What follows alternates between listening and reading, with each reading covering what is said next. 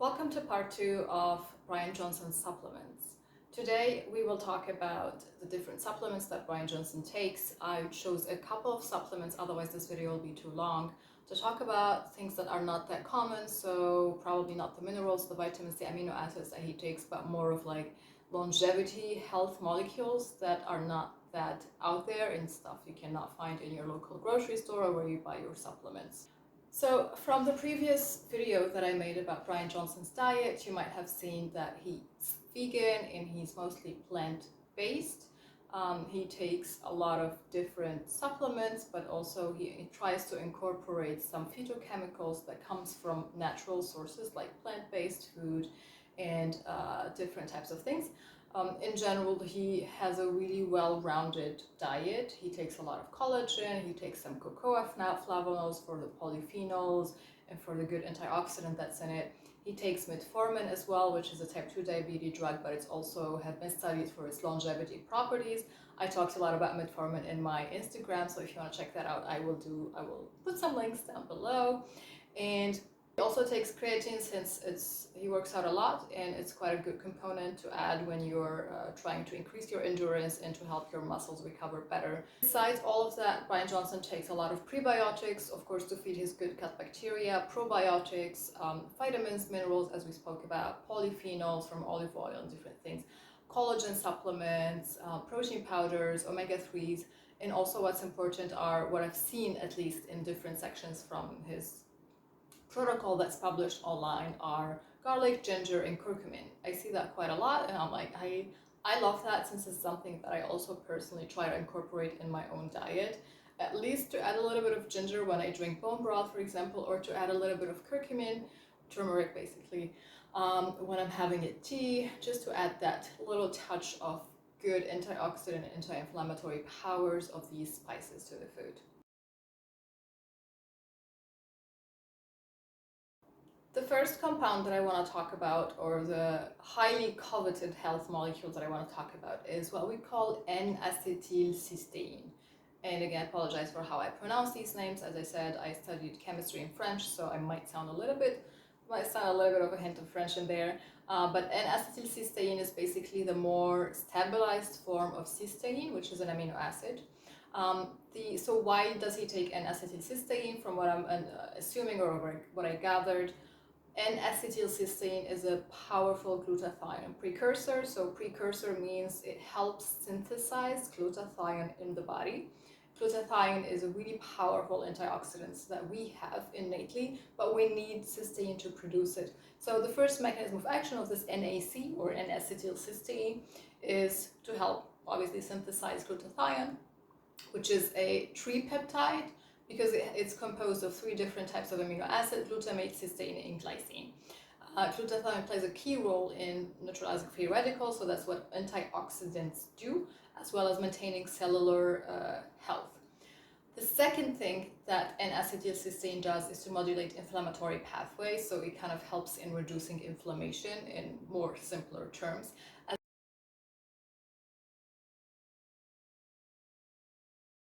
The second molecule I want to talk about is nicotinamide mononucleotide, and that's NMN, and it's a potent precursor for NAD+.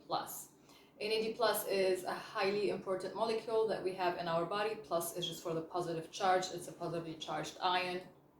And NMN is its precursor, so it helps synthesize it. So we find NMN usually in natural sources like fruits and vegetables like avocado, broccoli, cabbage, edamame, cucumbers, and we can synthesize it from vitamin B3.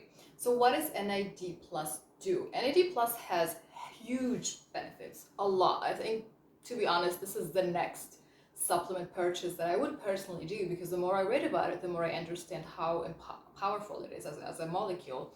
So first thing that popped up was its effect in helping enhance the skin's elasticity and supporting production of collagen, as it also helps in promoting DNA repair, which I think that's a big one. As we age, our chance of repairing our own DNA decreases. So having a supplement or health or some natural sources that will help us repair DNA faster but more accurately as well, that's quite important to reduce oxidative stress and help us live a healthier, longer life. So what else Energy Plus is important for? It's important for muscle function as it supports mitochondrial health and energy production in muscle cells as well. Enhancing Energy Plus level can also improve your muscle strength, so you can work harder, also improve your muscle strength and longevity, endurance, recovery, and so on. And what's interesting about Energy Plus levels as well, when they increase, they do naturally increase actually during caloric restriction, which is a known factor in extending lifespan. So caloric restriction is when you eat less than you should be on a day-to-day basis, but there are some molecules that help you do that, achieve that state of caloric restriction, which leads to autophagy. We talked about this in the previous video, without having to actually reduce the amount of food that you eat. The third molecule I want to talk about today is called rapamycin. I think my first encounter with rapamycin as a chemist was when I had to synthesize a molecule that looks exactly like it, which was hell. But I'm not in the lab anymore, so here I am. Rapamycin actually was mostly marketed as an anti-suppressant, like immunosuppressant, basically for people who do like organ transplants so that your immune system does not attack the new organ that just came. So they gave them rapamycin to help with the immune cells. But other than that, it's actually studied for its potential to extend lifespan in different other areas, and how it works with this whole longevity and lifespan pathway is that it inhibits something that we call mTOR. I don't get into details what's mTOR exactly, but it's a biological process that we have within our cells, and that plays a really big important role in growth and aging. So when mTOR, like the effect of rapamycin basically on mTOR, just leads to autophagy, which is again the state where we are trying to help clear damaged cells, and we are trying to reduce inflammation and any accumulation of toxic proteins or anything that is not beneficial to the body needs to be, cleansed out, like taking the trash out. That's basically what autophagy is. And taking rapamycin, which activates mTOR, and mTOR furthermore activates the whole autophagy process, leads to a more beneficial way of aging. Another molecule that I want to talk about today is called astaxanthin, and it's a beautiful molecule, I have to say. I mean, astaxanthin is basically the molecule that gives salmon and cooked shrimp the pinky color, which is beautiful. But in general, for health and wellness benefits, it's a potent antioxidant with a huge range of different health benefits, from protecting the skin, the eyes, supporting cardiovascular health, cognitive health, immune health. It has a unique mechanism of action because it helps actually protect the cells from oxidative stress and inflammation, neutralizes free radicals, that's its antioxidant benefit. It inhibits a pathway that we call nuclear factor kappa B. We'll talk about the pathway maybe in another video because it's really important. It shows up a lot of times in these health molecules, that they are acting on this pathway to produce certain anti-inflammatory results. What does astaxanthin do again? It enhances mitochondrial function. So we've seen how important mitochondrial function is, and the more we age, the more that function declines, and it doesn't work as efficiently as it used to. Actually, the other day I was reading the ingredients on my sunscreen, and I realized that astaxanthin was part of the ingredients, and it does have UV radiation shielding properties, which was fascinating to know. Another molecule that I want to talk about today is ashwagandha. Ashwagandha is a massively coveted molecule. I personally take ashwagandha. It's an adaptogen, and it's actually quite popular in Ayurvedic and traditional Ayurvedic medicine. It's been extensively studied for its adaptogenic properties. Adaptogenic meaning it helps the body manage stress, for a variety of other health benefits. So it works on the endocrine system, it also works on different hormones. It works by lowering cortisol levels, which lead to stress. It improves cognitive function like memory, help you focus better. It also protects the neurons and kind of help the creation of new neurons and new connections in the brain. It enhances physical performance, muscle strength. It supports immune function, and it's obviously anti-inflammatory. We had a pattern now from what Bryan Johnson is taking: highly anti-inflammatory, highly antioxidant properties for molecules. Another molecule I want to talk about, and what Bryan Johnson actually takes among his supplements, is something that's called inulin. So inulin is a type of a soluble fiber that acts as a prebiotic, so it's going to feed your good gut bacteria. It promotes also the growth of beneficial bacteria in the gut.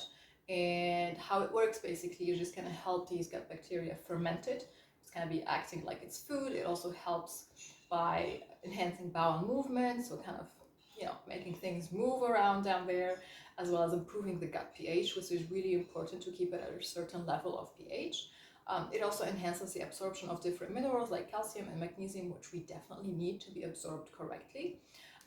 Where can you find inulin besides supplements? Inulin is found in artichoke, garlic, onion, leeks, bananas as well, so mostly prebiotic containing food.